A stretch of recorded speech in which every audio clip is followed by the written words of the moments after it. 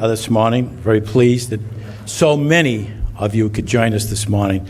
I believe this is our largest attended event of the year, Governor. I think it says an awful lot about the respect and admiration that we have for the Governor. I'd also like to just thank the person who's responsible for all of the nice food and the outer area, the fruit, and the vegetables, and the coffee, and the muffins, and all that. That's Lily, for their generous support. As all of you know, Lilly is a global medicine company that is a leader here in the biotech community, developing treatments from everything from diabetes to cancer to Alzheimer's disease, and so many more. Last year, the company opened its Seaport Innovation Center, a state-of-the-art R&D facility where some 500, yes, 500 scientists are working to advance RNA and DNA-based therapies. And boy, are we grateful that they are here. In particular, I'd like to acknowledge a very good friend, I don't want to say an old friend, but a longtime friend, and that is Kathy Pelotas, the Executive Director for State Government Affairs here in New England, as well as Manny Simons, the Senior Vice President, Gene Therapy, who will introduce our guest in a moment. It's been an incredible busy year for the New England Council, and while our schedule will let up just a little bit during the summer months, we do have a few other upcoming events that might be of interest to all of you. Our next event in Boston will be a Capitol Hill Report breakfast with Congressman Seth Moulton on July 14th. And then we'll be in Washington, D.C. We look forward to hosting Congressman Chris Pappas from the 1st Congressional District in New Hampshire, and also a candidate for the United States Senate. And that will be on July 10th. And as you know, the Council is celebrating a 100th anniversary this year. New England Council is older than me by at least a quarter of a century. That's all I'll say. And we're very excited about the centennial programs that we have in each New England states. And we go to all of them to just say thank you to all of our members. The next event will take place in Portland, Maine on August 13th. And ironically, the New England Council was founded in Maine, in Poland Springs in 1925. And of course, all these events will lead up to the 2025 Centennial Celebration, which will take place on the evening of October 20th at a very exciting new venue, and that's the Encore Boston Harbor. If you're not a sponsor yet, Larry is looking for you. I mean, plenty of time to secure your spot. But one of the things that we have announced in the centennial year is that we have decided to create what we call a New England Fellow Program, similar to like the White House program that we have in Washington. But we have decided to select nonprofit agencies throughout all 6 New England states and say to them, if you could hire a young person to do an unmet need that you cannot hire because of the financial difficulties, we will hire them for you. And we've asked our members to pick out the individual agencies, and then we've asked the agencies to pick out the individuals to work. And we're very excited today that we have one of the 6 state representatives of the nonprofits here, and that is a young man. His name is Dan Hockett. He's here. He's a student at Holy Cross, and he'll be working at, in fact, he just started at St. Mary's Center for Women and Children in Dorchester, and we're excited that he is part of the St. Mary's, and he'll learn an awful lot there. So it's a great program, and it's sponsored by the New England Council because of the support that all of you have given us over the years. So I just want to say thank you. But today we are...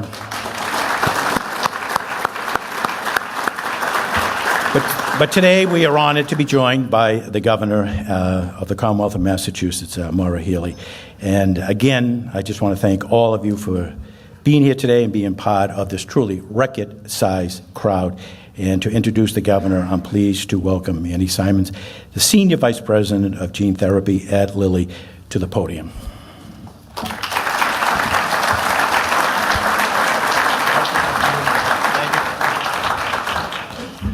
Good morning, everyone. Great to see such a wonderful group together. As you heard, I'm Manny Simons. In addition to my role as head of gene therapy at Lilly, I'm also the founding CEO of Akuos, a Boston-based company founded in Boston in 2016, now a subsidiary of Lilly. By brief background, I'm a Massachusetts native, born in Springfield, raised in Ludlow, have spent my entire adult life in and around the Boston area. And it's my honor of introducing Governor Healey to you all this morning. Before I invite her up to join us, I did want to just take a couple minutes to briefly share why Massachusetts is so important to me and to my colleagues at Lilly.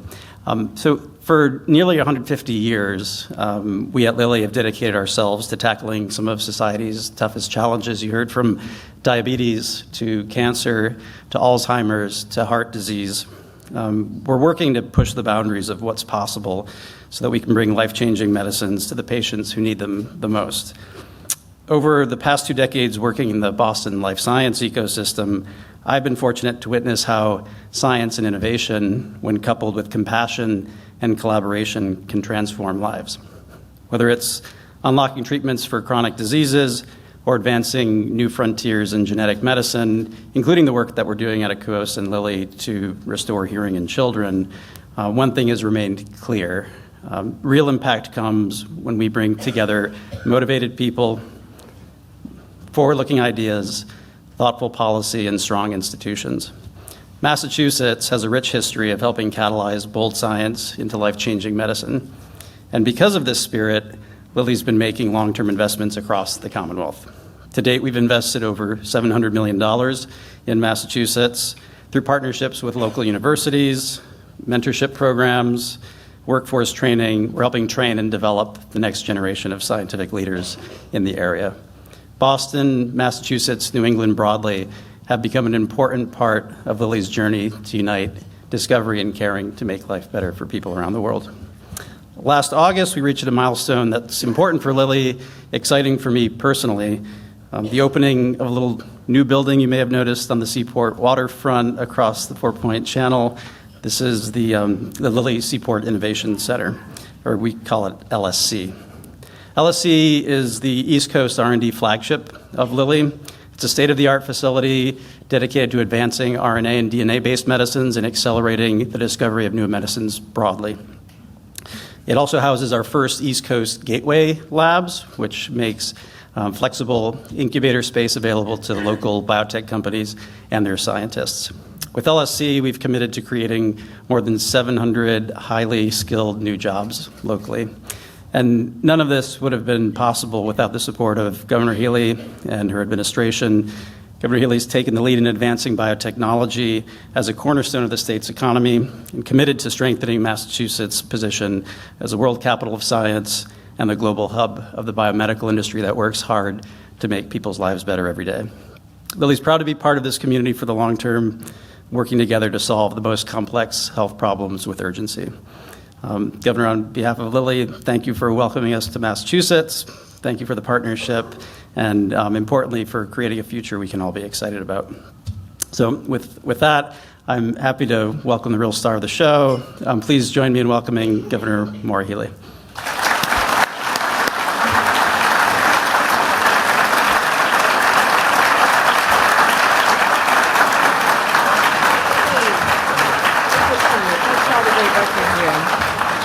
Well, good morning, everybody, and Manny, great to see you again. That was a great time. Was it just last August? Time flies.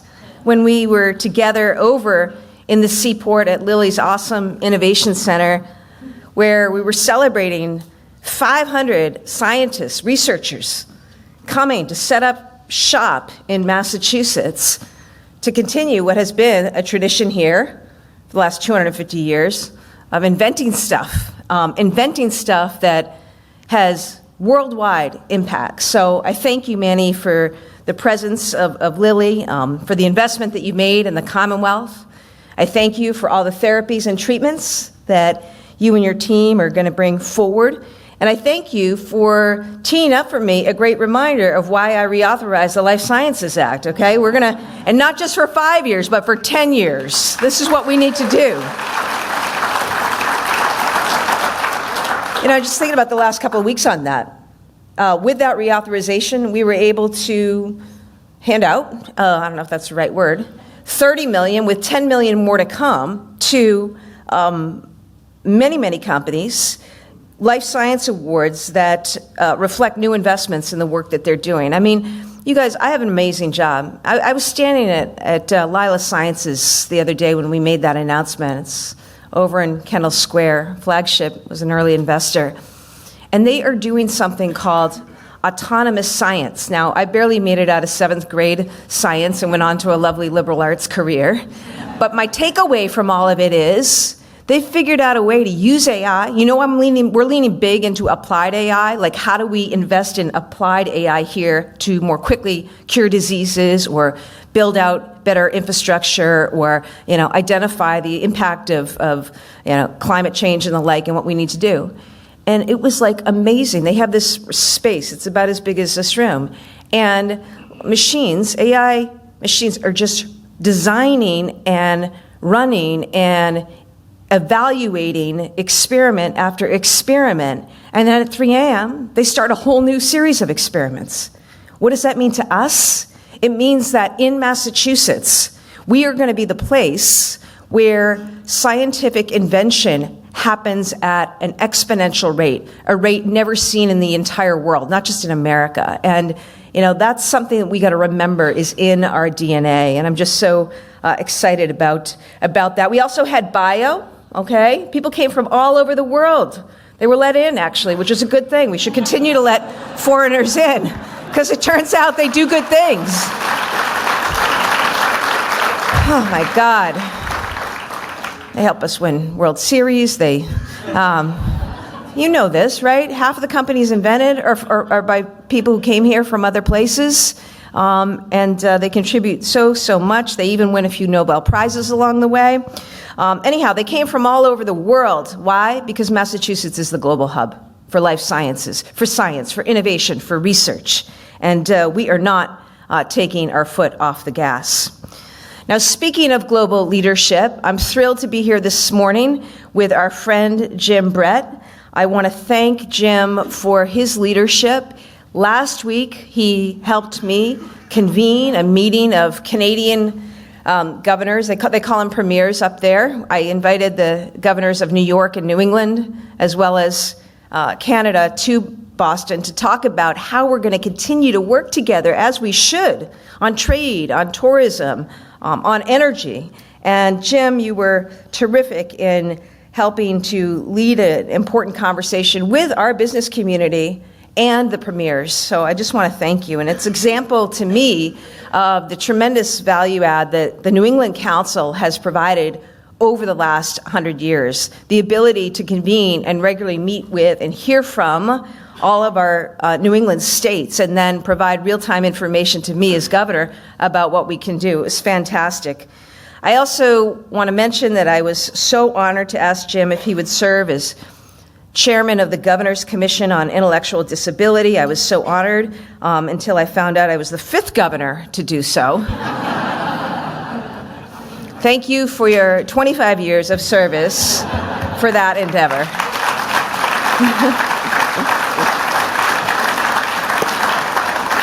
It's working. Why change it? We have our team here. I talk a lot about teamwork. Team Massachusetts, that's the ethos, and everyone in this room is part of it. And then there are, of course, people who have to work more closely with me every day, for better or worse for them. The whole team's here.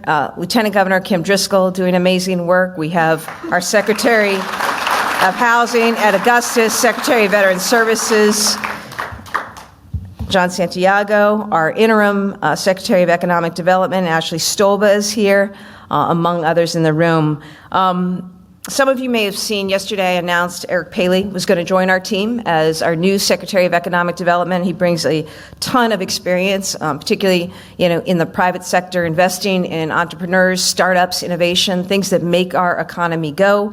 And he's just going to be terrific to have on board.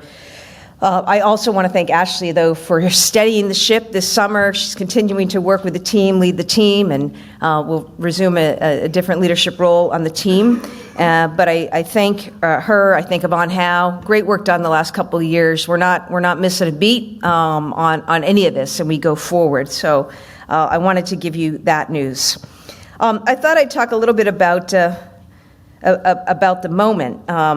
It's a time for steadiness and resolve and leadership, and amidst changing circumstances and new players, I'm fully confident that Brad Stevens is up to it. Okay, isn't that what's on everybody's mind? I love Drew Holiday, by the way. Drew and Lauren Holiday, awesome people. Porzingis, it's great. Look, they gave us a title. We're going to get another title. So we'll be on to banner 19 in no time. But more seriously, here's what I want you to know what we're focused on, okay? Number one, growing the economy here in Massachusetts, creating great jobs, making it faster and easier to do business here. Number two, building housing so people can afford to actually live here and companies can expand here. Number three, making sure that our schools, which are the best in the country, are truly meeting the moment, and we're making investments for every student across the state. And number four, every day, with laser focus, working to lower costs for residents around the state, in energy, in healthcare, and so much more. So that's it, okay? Those are the things that your administration is focused on. And that's not to say there are a lot of other things that we have to deal with and account for, and other things that aren't important. They are. But if you want to know, where the headspace is, this is what we're trying to drive every day. Now, some of that is within our control. Some of that isn't. But our job is to work together to get to where we need to be on all of those fronts as quickly as possible. I think over the last couple of years, we've made a lot of progress. First tax cuts in over 20 years. A really kick-ass economic development bill that is transformational, not just for the things like life sciences and applied AI and climate technology, but in real investments in an agriculture economy, a creative economy, making sure that we're hitting all regions of the state, advanced manufacturing, and so much more. We also passed an amazing housing bill that we're about implementing and expanding access to health care for women, for veterans.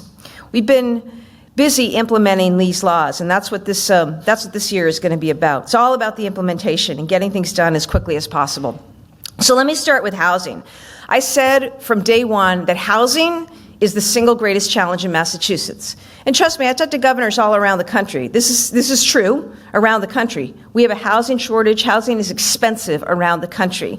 And so that's why, working with Ed and the team, we came out with a plan to bring online as many housing units as quickly as possible. The situation when I started as governor is that Massachusetts was short 220,000 housing units. We weren't building enough housing. So we set out to change that. That's why we got past that $5 billion housing bill. It's why we've done things like policy changes, accessory dwelling units by right, the creation of a momentum fund that allows the stacking of capital and recurring investments so that we can more quickly get units online, tax credits for developments in gateway cities. We've increased that by 600% in the last 18 months alone. So, every day we're looking at where we are, and we've already brought tens of thousands of units online, more in the pipeline, and just every day with laser focus, that's what we're trying to drive. And working in new and innovative ways, doing things we haven't done before. I just offered up 450 acres of surplus land, that we had like abandoned state hospitals or courthouses or things that weren't being used. Why? Because I want that to go to whoever can build us the most units the fastest, right? That's how we're going to get there. Every day, just bringing that energy. And I want to thank Ed and the team for continuing to move us forward. Energy. Look, we talked about this. Gas bills, energy bills through the roof really hit us hard this particular winter. And, frankly, with with the specter of tariffs, some of that is just going to get more expensive. So here's what we did to take action. I, weeks ago, announced an energy affordability agenda. We got the utilities to cut gas bills and send consumers a rebate. We delivered $225 million already in direct savings. My plan is to, if it's implemented, it'll be $6 billion savings over the next 10 years. We've got to drive down our energy costs. We've also done things like expand our moderate income discount rate for gas customers. So they used to be for lower income, now they're going to cover more moderate income. And I'll tell you folks, we just got to bring more energy into the region. It's pretty simple, okay? That's why I was upset when the president was taking wind off the table, which is already like almost built. We're going to be done with that project by the end of the year. Don't take energy sources off the table. We need them all, right? We need them all. And we got to do it quickly. And we can't do it with acrimony. We can't have fights about siting and permitting, right? Our businesses, to be able to do this, our residents, we need this energy. And that's why I credit Secretary Rebecca Tepper, EEA, Energy and Environmental Affairs Secretary, who led a team to completely revamp permitting and siting with stakeholders here in this room. Thank you. We have the tools that we need. Now we just got to go out and get it done. And so I'm looking forward to testifying, maybe. That's later this afternoon on our energy. I am. I'm looking forward to testifying later this afternoon on the energy affordability bill that we just filed. Massachusetts means business. We started that a little while ago, a few weeks ago, an announcement, an initiative that was about basically shredding business regulations. I know you've heard this, governor after governor after governor. We actually did it. I want to thank John Hurst and others in the room who were really instrumental in telling us what we need to do. It covers everything from ski slope operators to barbershops and salons and so much more. It's really expansive. And the charge to the team was, and these are all your regulators, go out and identify the stuff that is old, that is outdated, that doesn't make sense, that makes life harder for businesses in a competitive moment, and that doesn't add the value. And I really appreciate, because they actually did that. They went after it and they got it done. And they're not stopping. They're continuing on that front. Know that we are always, always open to suggestions. But it felt good to be able to cut more than 25% of our regulations. You may have seen me stand with a shredder and put those regulations right through the giant shredder. It was very satisfying that day. Yesterday, big announcement, okay? So the surtax, and there was some controversy about the surtax, but I made clear from day one that when those revenues come in, they're going to be used for what they were intended for, transportation and education. Yesterday, I signed a bill that funds the first big installment of my administration's 10-year transportation plan. 10 years, $8 billion. Let me tell you what it does. Money, big investments for roads and bridges, the traffic, the congestion. I want that cleared up. As somebody who truly is on the road all around the state, I know that we can do and have to do better when it comes to congestion. And whatever woulda, coulda, shoulda been built in terms of infrastructure, we got to figure out and get to that right now. So that money is going to allow us to make those investments in roads, in bridges, reduce congestion. $50 million for regional transit authorities. We have a regional transit authority here. We call it the T, which, by the way, we've stabilized with this by getting this signed. The T, I think, will, for the first time in decades, be on stable financial footing for the foreseeable future. We're not talking about that fiscal cliff anymore, are we? And I thank the team for that. But we have other regional transit authorities all around the state, and people depend on them to get to work, to get to school, to get to healthcare appointments, and they deserve that investment, so we are putting $50 million into that. And we're not slowing down. Yesterday, I also filed the Mass Ready Act. This is about making an additional $3 billion more in investments in, yes, roads, bridges, dams, our beaches, parks, wildlife farms, fishing ports, Shout out to Rich Davey, who's here from Massport, doing a great job.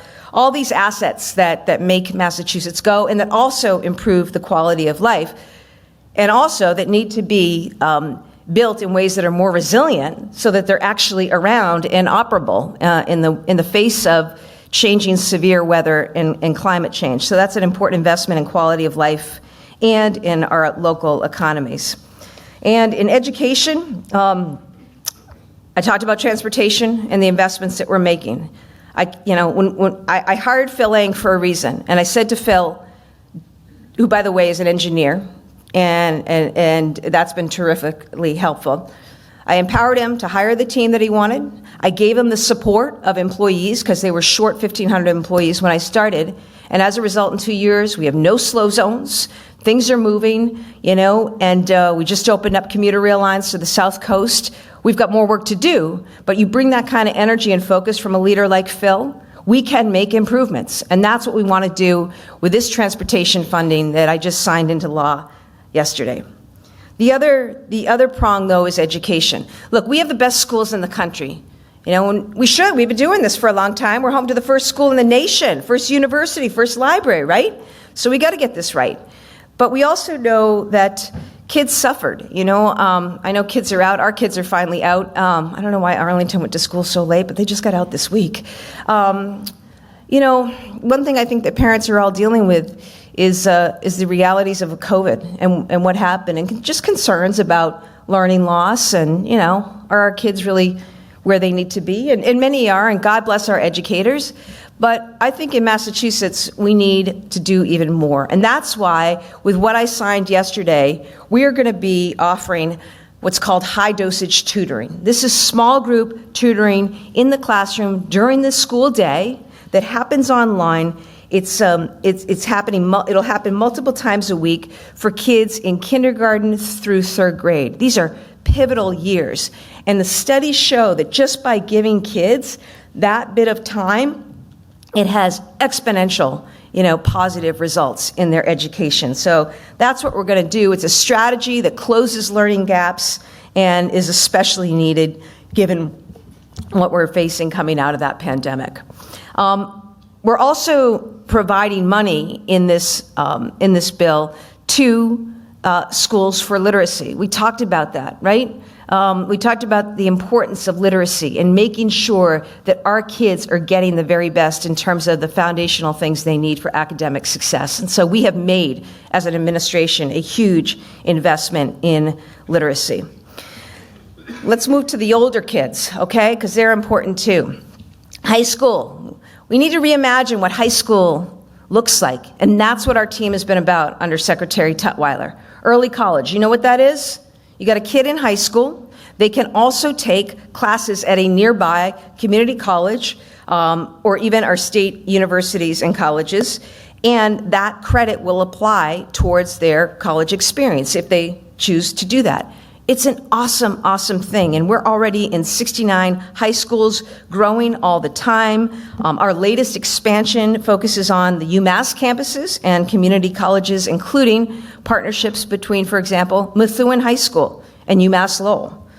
Pittsfield High School with Berkshire Community College. This is an awesome and important thing, and I want you to know Massachusetts is leading the country when it comes to this early college programming.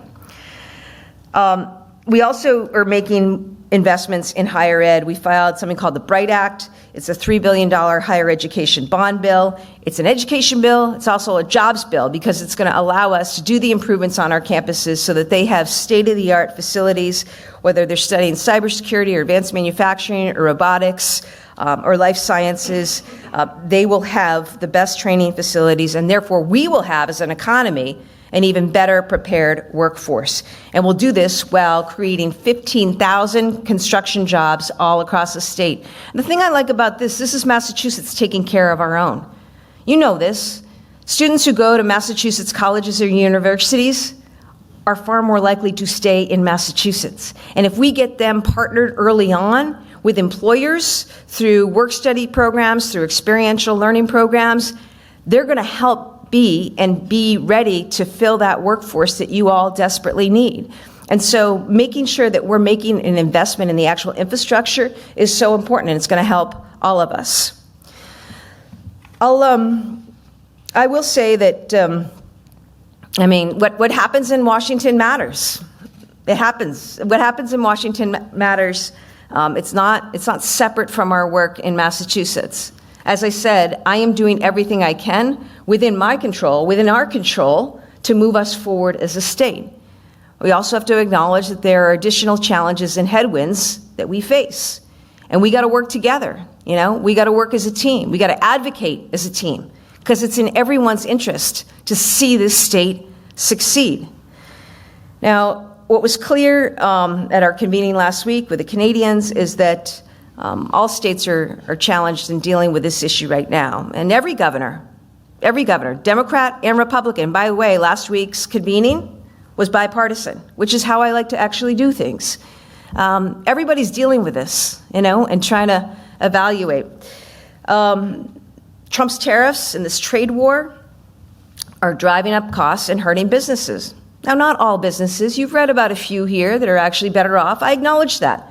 But the vast majority, and certainly consumers, have been really hosed and harmed by these tariffs. You want to build housing? Don't put tariffs on lumber. So that softwood comes from Canada. The gypsum's coming from Mexico, right? We can't have that. Massachusetts alone does nearly $14 billion in trade with Canada every year. Tourism. You saw the New England figures. We expect to lose 20% in tourism just from a loss of Canadian travelers. Some states in New England, it's upwards of 60%. These have consequences. There are also super real consequences when it comes to the cuts that we're seeing from the federal administration. NIH cuts, NSF cuts, cuts across the CDC, and so much more. Make no mistake about it, it is a direct attack on the economic infrastructure of Massachusetts. And that's why I appreciate the efforts to be down in Washington talking to people about how important it is to restart and maintain those investments. It's important for a bunch of reasons.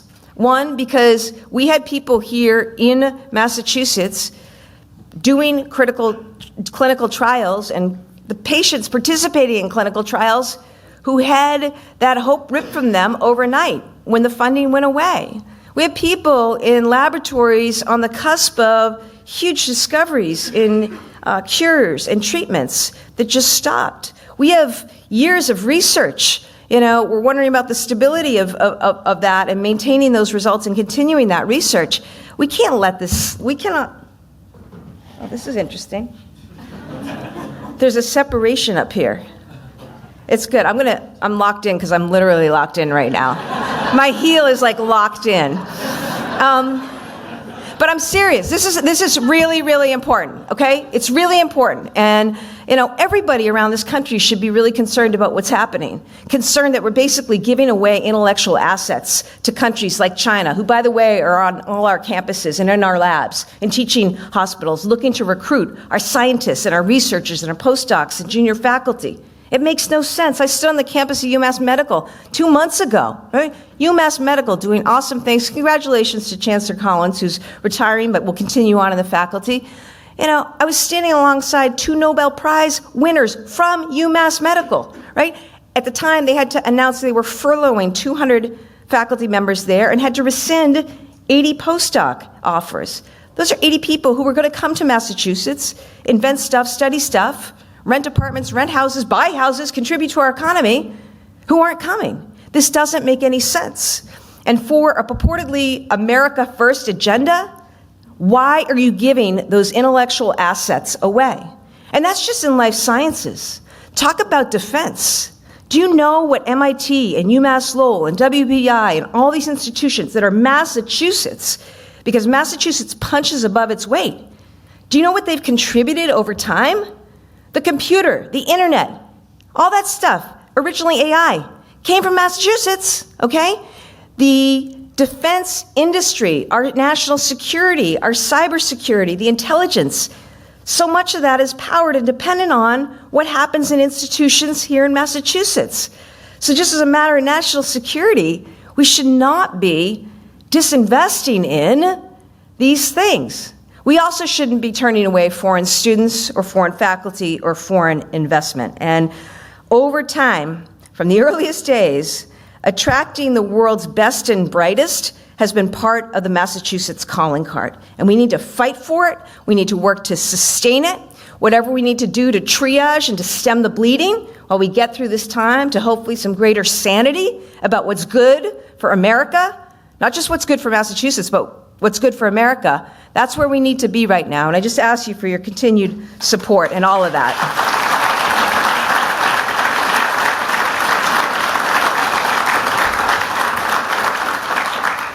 I also ask for your support as the so-called big, beautiful bill is being debated this week. It is anything but. And make no mistake about it, if this goes through, we're going to see hospitals close here in Massachusetts. We're going to see nursing homes close in Massachusetts. We're going to see 250,000, 250,000 people in Massachusetts thrown off of health insurance. And we are going to see the vulnerable among us so much worse off. It's a huge hit. And anybody who thinks they're immune to a Medicaid cut, no, people will still get sick. They will still go to hospitals. They will still need care. And we're all going to pay for it without the benefit of Medicaid. So really, continue to speak out. This is not the direction that we need to go. Now, in the positive, and there's a lot of positive here, okay? I want you to know that while we have our challenges, and I outlined some of the things that I'm really focused on, driving down housing costs, driving down energy costs, healthcare costs I know are near crippling to everybody across every sector. I know that. These are things we got to work on, okay? But our foundation is strong here in Massachusetts. Look at some of what we see. We lead in innovation and patents per capita. We lead in investment in R&D across the public and private and academic sectors.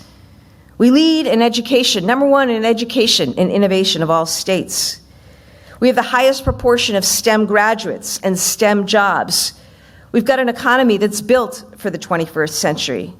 And we're investing in an economy that is going to help us succeed in where the world is going. I've said that when a federal administration and a president do things to harm Massachusetts, I'm going to stand up. We need to stand up. We need to advocate. I have also said that we're going to stay true to who we are. Yesterday was the 3rd anniversary of the Dobbs decision. Reproductive freedom is non-negotiable in Massachusetts, and I will continue to protect and defend women's access to health care. We believe in investing in schools and students and our young people. We believe in research and science. We believe in our universities and hospitals. We believe in lowering costs of housing and energy and opposing tariffs that do just the opposite. And we also know that having women and people of color at the table is a strength and not a flaw. It makes us more competitive, not less. I also want to say, because I see a lot of consul generals here, and I appreciate the continued partnership with our administration and with businesses across Massachusetts. I also want to acknowledge the moment that we are continuing to experience in terms of anti-Semitism here in Massachusetts and around this country. I mean, talk about things that are non-negotiable. We've got to get back to some simple principles, right? Anti-Semitism has no place anywhere in Massachusetts or across this country. And we've got to stand up and take care of one another, right? With respect for the dignity and the worth of all people, irrespective of race, religion, walk of life. That's been a Massachusetts value from day one, and I'm reminded of that every day I walk into the great capital, when I look at whether it's the monument to the 54th that one governor sent years ago to fight to end the war to end slavery, or whether I look up at Sam Adams, our predecessor. How about that, Bill Weld? My predecessor, Bill Weld, is here. Thank you, Governor Weld. But we have people like Sam Adams, right? Visionaries for what a democratic form of government might look like, with respect for freedom and liberty for all. Massachusetts values. So know that in this time, We are going to be strong. We're going to be steady. We're going to be focused on what we can do to make life better, to make our economy go here in Massachusetts. And, know too that we're all in this together. And that's why it's Team Massachusetts. I love being governor of the state. I am so grateful for the opportunity to serve. And I know that no matter what challenges come, the conversations will continue, the solutions will continue, the investment will continue, and Massachusetts will continue to lead. Thank you for all that you do. Estimates are between 1 in 3, 1 in 5 families are dealing with real food insecurity. They're hungry, and yet we're not going to have enough on the state budget to be able to make up for this. So, STAP is one example. They've already cut funding for seniors for a variety of programs. Heating assistance, which is also air conditioning assistance. This stuff is already happening. I want to credit A.G. Campbell, whose team is in court. They've won honestly, they've won nearly all of their cases. The immigration stuff, not as much. But around the funding, they've been winning. But the problem, of course, is that they slow walk everything. And we've heard directly from people within the Trump administration that because of the doging of so many people, there aren't actual people to get money out the door. So really important that we hold the line right now, and we force Republicans in Congress, to stand up for their states. Feeding people, making sure they have access to health care. Some of the stuff you'd hope isn't such a partisan matter, but it's going to hurt people here. It's going to hurt people all across America, and we just need to continue to make that case. Is there any provisions of the bill that you do like? There's some tax provisions in there of a child tax credit, R&D. Yeah, but look, I think on R&D we've made huge investments here in Massachusetts, and I don't think the R&D investments that they're looking to make up for what we've seen in terms of the disinvestment in NIH and CDC and NSF, the attacks on Harvard and colleges and universities. So, I'll be the first to give credit where credit is due, but right now there's just an onslaught of bad that we're trying to fight against and contingency plan around, and hope that we can stop from happening. Yeah, one of the advantages of Massachusetts, and you mentioned it, it's the innovation capital of the world. It's been often referred to not just the Bay State, the brain state, but if you look at what is being discussed in Washington, NIH funding, Ed Markey calls it National Institute of Hope, that we get $3.5 billion here in Massachusetts. There's talk that a lot of that money will either be frozen, reduced, or cut. There's talk that there will be thousands of jobs. We have about 30,000 jobs that are involved in NIH here in the Commonwealth. If we lose $1 billion and a half of that, 3.5, 14,000 jobs will be lost. The economic impact of $2 billion will be impacted. International students is one of our assets here in the Commonwealth of Massachusetts. Might be a restriction on how many of them are coming in, what that does to the economy. And then we also have all of the medical facilities that are getting, generous, federal funding, the National Science Fund. So it seems like what we have going for us is on that chopping block. And the question really is the administration ready to have like a contingency plan to say, wow, the Medicaid cuts are over $1 billion for the Commonwealth of Massachusetts. The NIH is more than we thought. We have to come up with a plan. Well, all that is true. I think that there's a short-term, immediate issue right now in terms of the hit to NIH, NSF, the attack on our colleges and universities. And I'm working right now at ideas about how we can shore up some of that funding. Right? Because we need to, because we can't continue to see a bleed of faculty, postdocs, scientists, and researchers from Massachusetts, from this country.